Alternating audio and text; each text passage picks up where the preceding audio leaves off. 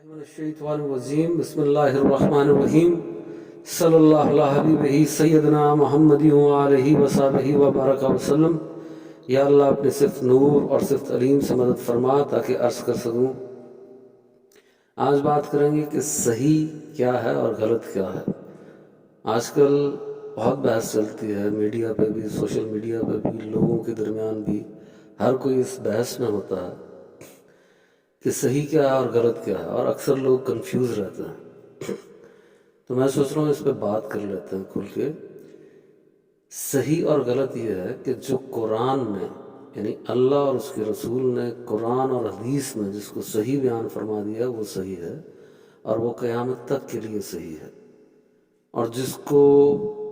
قرآن میں اور حدیث میں اللہ اور اس کے رسول نے غلط بیان کر دیا ہے وہ تا قیامت تک کے لیے غلط ہے۔ اب کوئی تبدیلی نہیں ہو سکتی۔ جس کو حرام کر دیا وہ تا قیامت تک کے لیے حرام ہے، اور جو حلال ہے وہ تا قیامت تک کے لیے حلال ہے۔ اور اس کی وجہ یہ ہے کہ نبی پاک صلی اللہ علیہ وسلم آخری نبی ہیں، اب کوئی نیا نبی نہیں آ سکتا، اب شریعت میں کوئی تبدیلی ممکن نہیں ہے۔ قرآن آخری کتاب ہے، نبی پاک آخری نبی ہیں، اس لیے اب کوئی نئی کتاب نہیں آ سکتی، نیا نبی نہیں آ سکتا۔ تو صحیح اور غلط کا فیصلہ ہو چکا ہے، قیامت تک کے لیے کوئی تبدیلی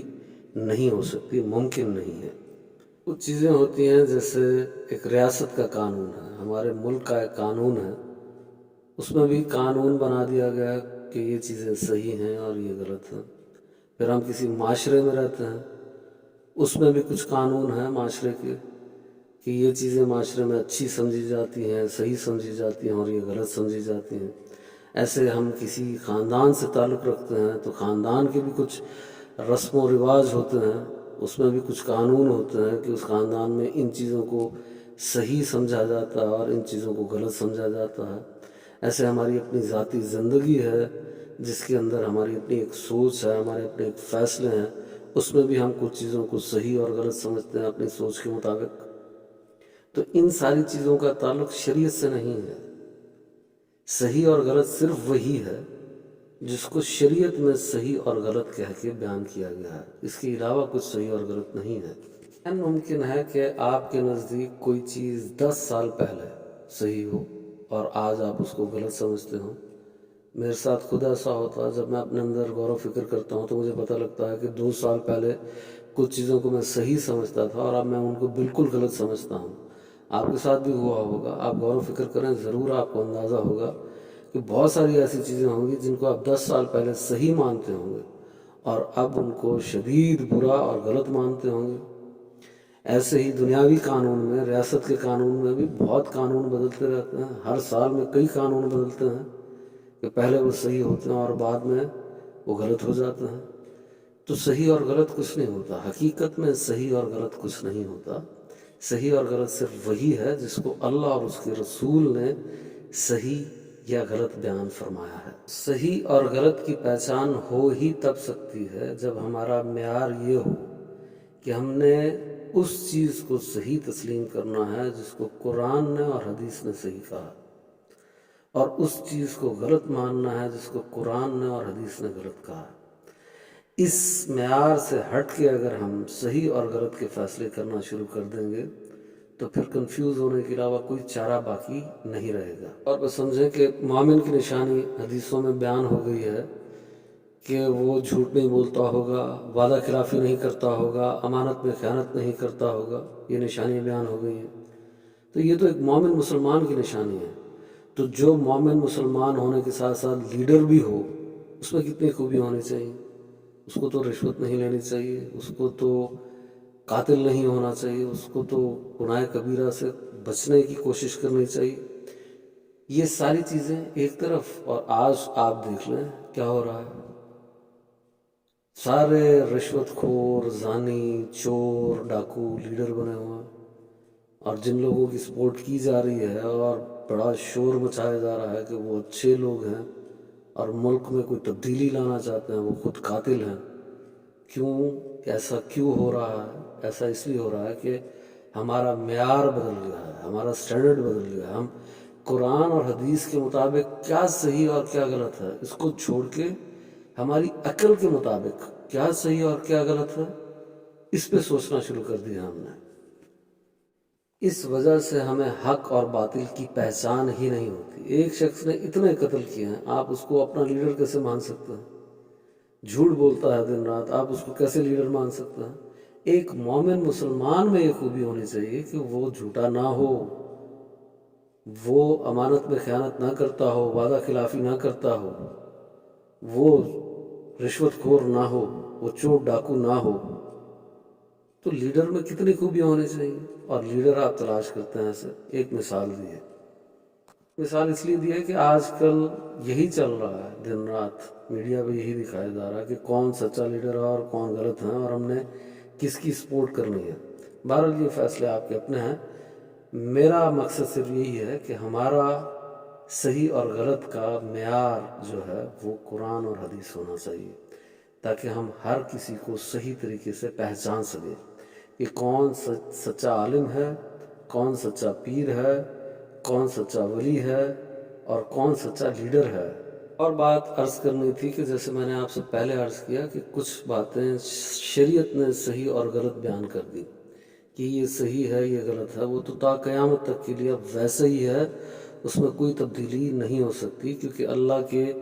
وعدے وعید نہیں بدلتے، اللہ کے قانون بھی نہیں بدلتے۔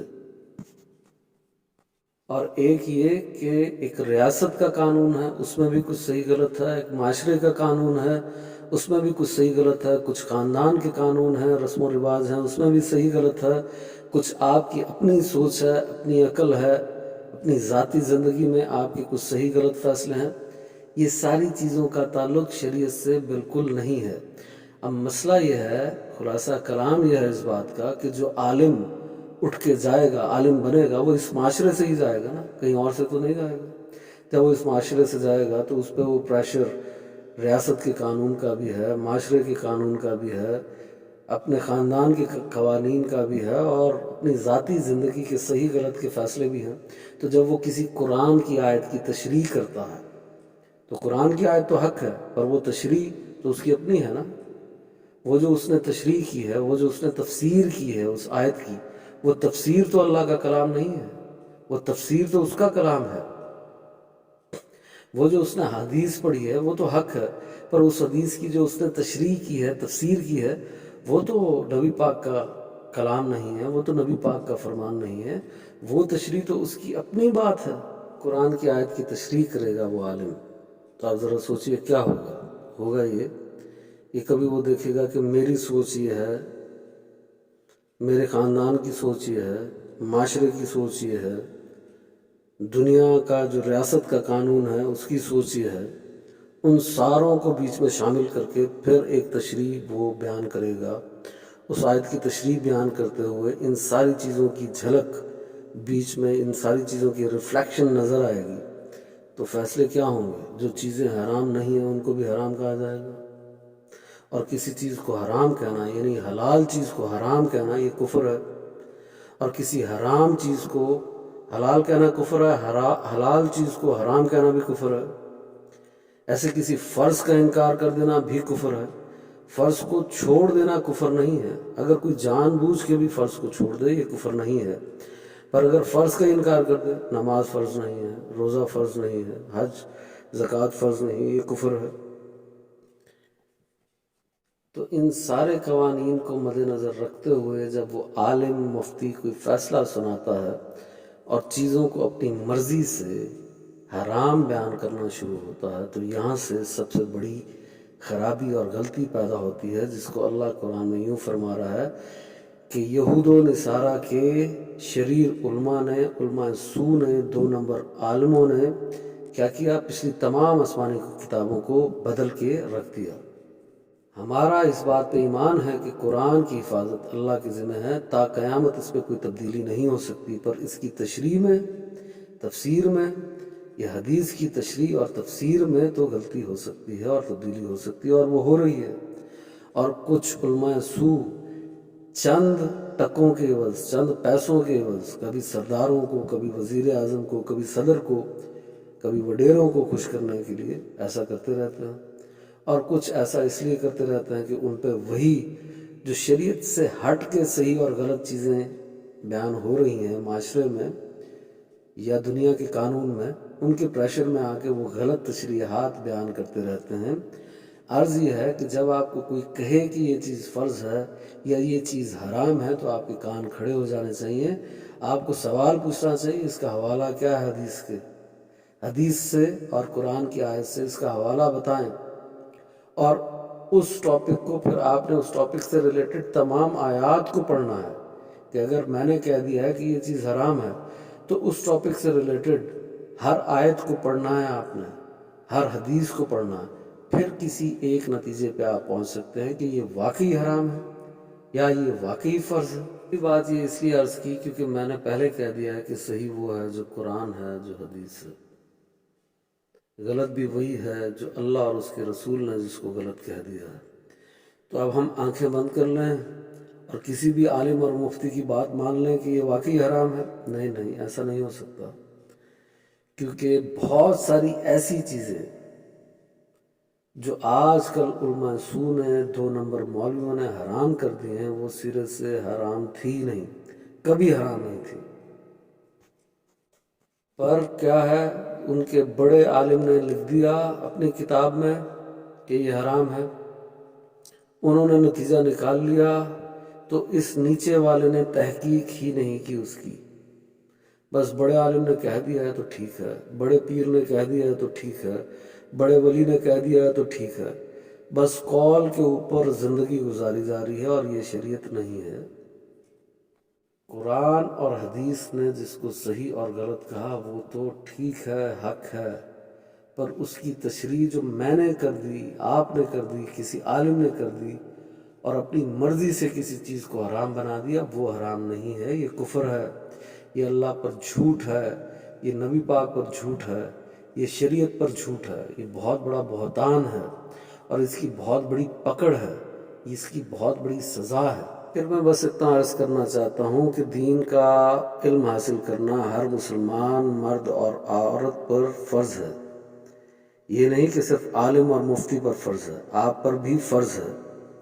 آپ یوں اندھی تقلید نہیں کر سکتے کسی کی، خاص طور پہ کہ یہ حرام ہے، یہ فرض ہے، ان معاملات میں نہیں۔ آج کل بہت ایسے لوگ ہیں ہر دوسری بات ان کے نزدیک یا کفر ہے یا شرک ہے یا بدعت ہے یا حرام ہے، ایسے لوگوں سے دور رہیں، اور اگر ایسی کوئی بات سنیں تو اس کی خود سے تحقیق کریں، یہ فرض ہے، آپ پر بھی فرض ہے، عالم اور مفتی پر صرف فرض نہیں ہے، ہر مسلمان پر یہ فرض ہے، مرد ہو یا عورت ہو، کہ وہ دین کا یہ علم حاصل کرے، کم از کم اس کو اتنا پتہ ہونا چاہیے کہ صحیح کیا ہے، غلط کیا ہے، حلال کیا ہے، حرام کیا ہے، فرض کیا ہے، اس کو یہ پتہ ہونا چاہیے۔ سچے مومن مسلمان ہیں تو قرآن کے اور سنت کے اور حدیث کے ہر فیصلے کو ہمیں تسلیم کر لینا چاہیے، اور اس میں ہماری اپنی کوئی رائے نہیں ہونی چاہیے۔ جہاں پہ بھی کوئی واضح آیت موجود ہے، کسی حدیث میں کسی چیز کی وضاحت بیان کر دی گئی ہے تو ہمیں اس کو تسلیم کر لینا چاہیے، اور اپنے علم اور عقل کے گھوڑوں کو نہیں دوڑانا چاہیے۔ پر اگر وہ بات قرآن نہیں ہے، حدیث نہیں ہے، کسی عالم کا قول ہے، کسی اور بزرگ کا قول ہے، تو کسی قول سے کسی چیز کو نہ فرض قرار دیا جا سکتا ہے، نہ حرام قرار دیا جا سکتا ہے۔ فرض وہ ہوگا، حرام وہ ہوگا جو قرآن کی واضح آیت سے ثابت ہوگا یا حدیث متواتر سے ثابت ہوگا۔ آج کل یہ ہوتا ہے کہ ضعیف احادیث پڑھ کے ان کے حوالے پیش کیے جاتے ہیں، اقوال پڑھے جاتے ہیں یا ضعیف احادیث پڑھی جاتی ہیں، ان کے حوالے پیش کیے جاتے ہیں، اور ان سے یہ ثابت کیا جاتا ہے یہ حرام ہے۔ ضعیف حدیث سے حرام اور فرض ثابت نہیں ہو سکتا، وہ صرف حدیث متواتر سے ہوگا یا قرآن کی واضح آیت سے ہوگا۔ اور بات بھی بیچ میں شامل کرنا چاہتا ہوں کہ اکثر لوگ پوچھتے ہیں کیا عذاب گناہوں کی وجہ سے آتے ہیں؟ تو صرف گناہوں کی وجہ سے عذاب نہیں آتے، عذاب تب آتے ہیں جب انسان آسمانی کتابوں کو بدلنے کی کوشش کرتا ہے، عذاب تب آتے ہیں جب کسی حلال کو انسان حرام قرار دے دیتا ہے خود سے، اپنی مرضی سے، اپنی رائے سے، یا کسی حرام کو حلال قرار دے دیتا ہے اپنی مرضی اور اپنی رائے سے۔ تو ہمیں ان چیزوں سے بچنا چاہیے، اللہ ہم سب پہ رحمت فرمائے کہ ہم ایسی باتوں سے دور رہیں۔